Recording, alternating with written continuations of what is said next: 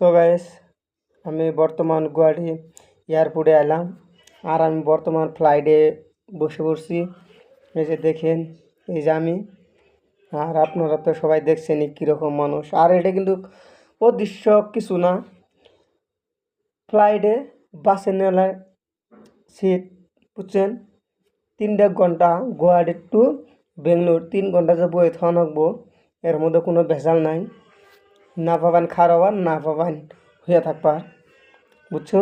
এই যে আমাদের এখন খাবার নিয়ে এসে নিয়ে আসে, খাবার দিয়ে যাবো। খাবার অর্ডার আসলো, দেখেন এখন ফ্লাইট ছাড়ছে।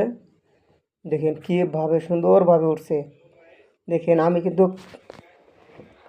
কিন্তু আমার লাইফে ফার্স্ট ফ্লাইটে উঠছি, তাই আমার একটু ভয় ভয় লাগতেছে। দেখেন আমার মাটিগুলো কি সুন্দর দেখা যাচ্ছে, নিচের বস্তুগুলো দেখছেন।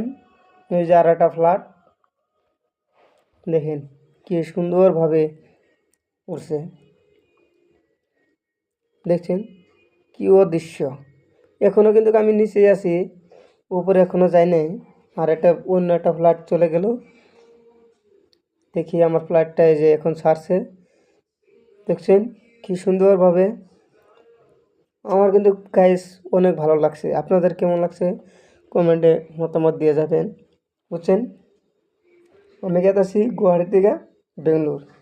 দেখেন কি সুন্দর রেলে নেহালা গেতাছে। দেখেন এই যে এটা হলো সূর্য, দেখছেন গাইস। দেখেন আর একটু তাকিয়ে থাকেন না, দেখেন কিভাবে একটা নতুন মডেলের দৃশ্য দেখাবো আপনাদেরকে। এটা কোনো না, এটা রিয়েল ক্যামেরা। আর আমি নিজেই করছি ফ্লাইটে বসে। বহুত মানুষ, এই যে দেখেন এগুলো কিন্তু মানুষের বাড়িঘর, বুঝছেন। দেখেন আর মানুষ এগুলো বহুত কিছু করে থাকে যে ফ্লাইটে কোনো ধরনের বাইরে কিছু বস্তু দেখা যায় না। আর আমি আপনাদেরকে সম্পূর্ণ বস্তুগুলো দেখাবো। দেখেন এটা হলো ব্রহ্মপুত্র নদী। আর এই হাঁসগুলা দেখছেন, হাঁসগুলা কিন্তু তুলার নেহালা উড়াউড়ি করছে, দেখছেন সম্পূর্ণ। উপরে কি হয় না হয় সম্পূর্ণ আমি আপনাদেরকে দেখাচ্ছি। দেখেন এর মধ্যে কোনো গিল্টি নামের বস্তু নেই।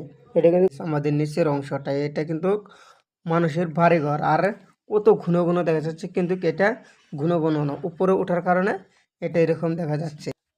হাঁসগুলা কিসের মতন পরে আছে, দেখছেন তুলার মতন। আর এখন আমি প্রায় বেঙ্গলোর পাইলামই। এখন আমার ফ্লাইট এখানে থামবো। আর আমিও বর্তমান ভিডিওটা তৈরি আসলো।